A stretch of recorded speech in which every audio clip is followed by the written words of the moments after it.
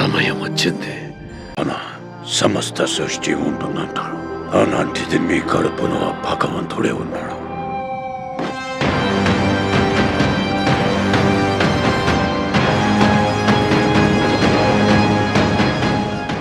రేపటి కోసం ఈరోజుని చంపితే రేపేలా ఉంటుంది?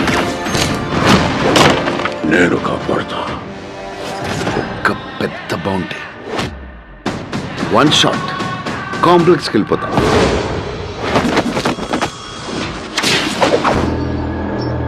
సరే, ఇంక చాలు.